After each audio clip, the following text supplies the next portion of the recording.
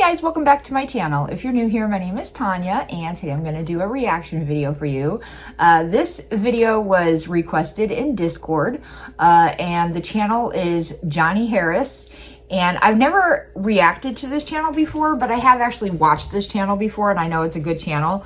And he does his research and stuff. So I already know that it's going to be, you know, a good video to watch. But the video itself is 3 years old. I don't know if that's going to make any difference at all, but yeah.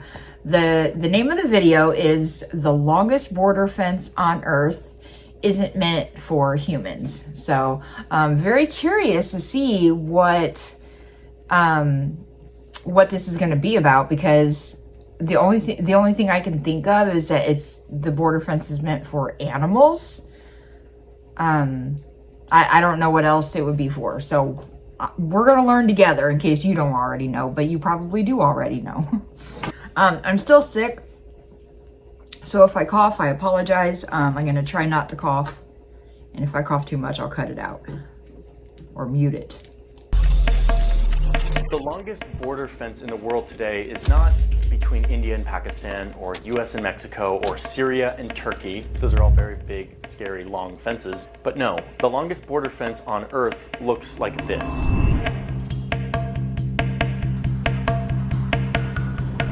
It's 5,600 kilometers long. That's like if you were to draw a border across the whole United States from I don't know how far that is. LA to New York. And then add another 1,000 miles. And this border fence doesn't even separate two countries. Instead, this fence stretches across some of the most remote territory on Earth. It goes through farmlands, deserts, across mountain ranges. But unlike most physical barriers that we use to divide countries, to keep people out, this long-ass border was built to keep out one very specific thing: dingoes. I dropped my scraps in, press. Okay, I knew it had to have been animals, because I was like, I don't know what else that it would be for, you know? That makes sense. We're here in southeast Queensland, and this is the start of the dingo fence. Now, the dingo fence was established in the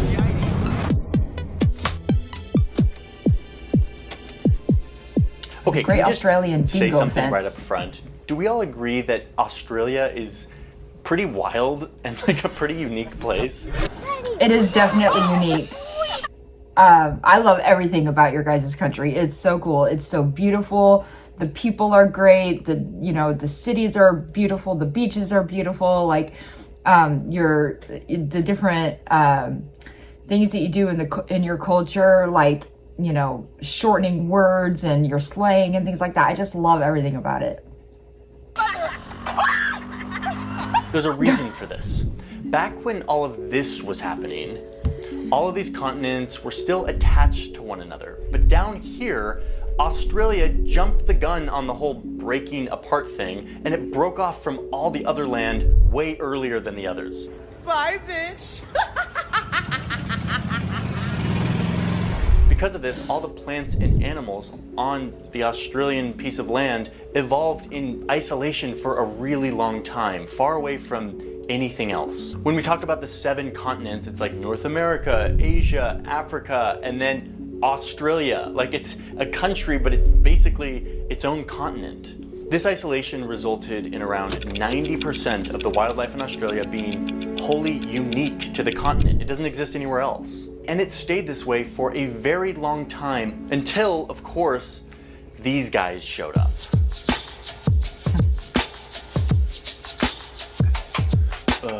Another story of these guys. It's always these guys showing up from Europe. So the year Yep, they always just want to show up and just take what everybody else has. Fuck them. 1970, and humans have been living on Australia for like 70,000 years. But despite this, you get this guy who shows up and, quote, claims possession of the east coast of Australia for the British Crown. Soon, a bunch of British people are showing up to Australia to set up their own colony. And this is where the whole pristine, unique ecosystem thing kind of starts to fall apart. So in addition to what these British people did to the native people who were living there for 70,000 years, massacres as systematic as those practiced against the Jews in the 20th century. The other thing the Europeans did when they arrived here was they brought also... I've said this before, but very similar to the US, what happened to the natives here also. And if you're new here, I am part Native American, so I feel very passionate about that whole subject. Sorts of plants and animals and a desire to do farming, all the agriculture stuff that they had been doing back in Europe. Meanwhile, Australia's 120-year-old ecosystem is like, ugh, like SMH. Like, we had perfectly balanced our ecology, and these guys are bringing camels? They also start growing a ton of non-native plants like sugar. And when they started growing sugar, there was one native species in Australia that was very excited. That native species looked like this. It's a greyback beetle who was stoked about the fact that these British people were growing sugarcane. So they just started to feast on all these sugar farms. So now the Europeans, now independent Australians, instead of being like, hey, maybe we shouldn't grow sugar here because every time we grow it, it gets infested by these beetles. Instead, they're like, let's go to Hawaii and get a bunch of frogs. The idea is that the frogs would eat the beetles and then the beetles would go away, right? But no, the frogs, or the cane toads specifically, had no natural predator in Australia. So they just exploded in their numbers, and they became a pest in and of themselves. Hey, look! Those frogs are eating all our crops!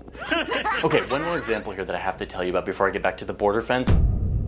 One more, because I can't not talk about this. So back in 1932, emus, these like big giant weird birds, were harassing the farm. Shut up. Just shut up. That's how Americans say it. And so the Australian government sent out the Australian Army, thousands of rounds of ammunition to fight these emus and to kill them off so that they could control the population. The best part about the story is that the emus won the war. I need to make a video specifically about the emu wars because it's just too nuts. If you want me to do that, let me know because I want to do that. Okay, so if he ever did make this video, let me know in the comments, and if you want me to check it out, I'll check it out. But yeah, I mean, if I saw even just one emu running at me, I'm running the other way too. So I would lose that war. All the ways in which the European settlers brought invasive species to this ecologically unique place and sort of started to mess with the balance. One of the big animals that the British brought over when they were settling Australia were these guys, sheep. Sheep have wool and meat and were a big deal in England, and so the Australians were like, why not bring them halfway around the world to Australia and start sheep farming? Sheep farming began spreading all around the country as Europeans settled in Australia. But the farmers started to realize that we're not in England anymore. No, I know we're not in Kansas. And their sheep were starting to disappear. What? And it turns out that they were being hunted and eaten by an animal with a very cool name, the dingo. Dingoes are kind of like ancient wild dogs. Man, ancient wild dogs, that should be like a character in an anime film. It probably already is.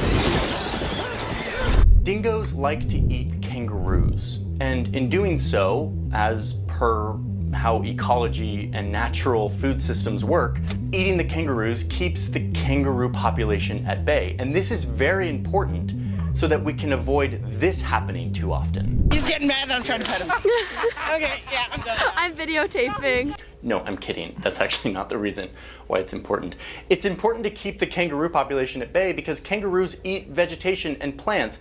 And if they grow too large as a population, they'll eat all the plants. Holy cow, that was a lot. With the food systems for other herbivores and the erosion and the soil content, etc., etc. The whole ecosystem relies on this balance of predator and prey. We are all connected in the great circle of life. So the dingoes are important, but this has nothing to do with the video, but I have to say, I don't like Disney. I'm not a Disney fan, but I love The Lion King. I absolutely love that freaking movie. Europeans didn't like the dingoes because they were showing up to the farms and eating their succulent lamb chops. This became a big problem, and eventually the farmers are like, how am I supposed to like raise my livestock here in this wild country with these dingoes running around eating my sheep? Meanwhile, Australia's 120 million year old ecosystem is like, deal with it, Liam, the sheep farmer. We've been crafting this wild ecosystem for a really long time, and we're not gonna change it just so that you can have your lamb chops. And Liam, the sheep farmer's like, hold my beer. Oh, excuse me, hold my beer. I try not to like do accents because it's like kind of cliche, and I can't do accents very well, but I just love the way Australians say beer. Bear it is. And thus begins another round of let's outsmart nature. So anyway, they start planning a fence. What if we cut off like a giant swath of this country so that all of the dingoes stay on that side of the fence and all the sheep farmers could stay on this side of the fence? So they built the fence. It took them 8 years to construct this massive fence, the longest on Earth. And it worked. After they completed this fence, sheep deaths plummeted. And so now the farmers are very happy, and the Australian government is very happy because the farmers are happy. Meanwhile, Australia's 120 million year old ecosystem is not so happy. Not happy, Dan! Okay, so remember the kangaroos? He's getting mad that I'm trying to pet him. Yeah, so on this side of the fence, there's now no dingoes, which means no one to eat the kangaroos. So the population of kangaroos skyrockets. They start eating all of the grass and vegetation. This overgrazing has left little food for the smaller plant-eating animals, whose population is now declining. And now it's also messed with the natural nutrient cycle of the soil. So now stuff doesn't grow as well in all of these soils. This change in vegetation made it easier for wind to pick up sand and create these giant dunes, which then served as like a wall to redirect the wind patterns, which changes like the weather patterns, etc., etc., etc. You build one shit, that's crazy. It's really crazy how many things get affected when you just change one little thing. It's so nuts. Fence to protect sheep, and you trigger a ripple effect that throws off a balance in nature that had been literally hundreds of millions of years in the making. But to the humans, it is very worth it because the Australian sheep industry is worth $6.6 billion. The reason I'm making this video, the reason I'm fascinated with this fence isn't just because it's so long.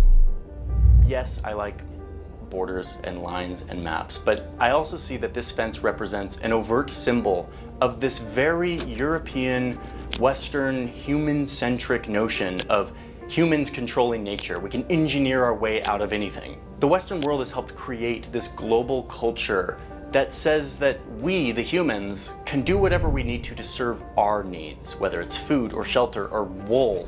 And in the process, we can ignore the needs of every other organism that shares the environment with us. And what we are seeing is that there's a cost to this. Over 1 million different species are set to be extinct in coming decades because of our activity, because we like to build fences to protect our sheep. And what's crazy is that it doesn't totally have to be this way. So much of our modern culture is sort of a blip on the map. Like, we just started this idea of going out and engineering our way out of nature. Remember that before the Europeans arrived to Australia, the Aboriginals had been living there for 70,000 years with nature, not in spite of it. They didn't need to manipulate it for their own needs in a way that threw off the balance of these ecosystems. So far, we've been able to engineer our way out of quite a lot of things. But this experiment of breaking away from natural systems is brand new, and we have no idea how much longer the natural world will tolerate it before it really bites back against the humans and puts us in our place. And maybe this is the wake-up call we need to actually start to put into practice what Indigenous communities have known forever, which is that the only way for long-term survival as a species is if we learn to share this earth instead of trying always to dominate it. That was a very interesting video. I had no idea about this fence. I had never heard of it before, this border fence. So pretty much everything in this video is all brand new to me because I didn't even know it existed. But I think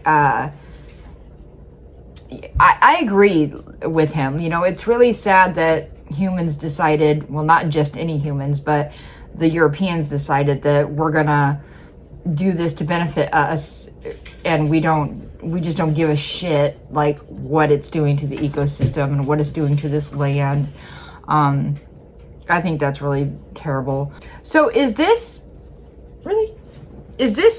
fence still completely intact throughout the entire the entire way of it, or have they ever took parts of it down? I think I heard that you guys, in order to try to at least help with kangaroo populations, some people are allowed to hunt like on their property or something like that. And like that's how we help with the population of deer in the United States, is we hunt deer.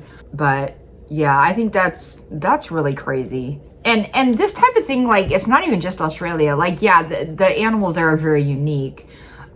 So that is, you know, definitely an Australia thing. But as far as the ecosystems go and things like that, that it's kind of happened in probably every country or most countries. You know, it's happened in the States too, where things just died out because of situations like this. Somebody overhunted something or what have you. That's the reason why I am such a big fan of this cat, such a big fan of conservation and, you know, zoos and sanctuaries and stuff, because for the animals that are starting to die out, they are trying to help build those numbers back up again, and I'm a big fan of that. But yeah, anyway, my throat is starting to hurt, so I'm gonna go ahead and stop this video now. But if you guys enjoyed today's video, please give it a like, subscribe if you haven't done that yet, and I'll see you next time.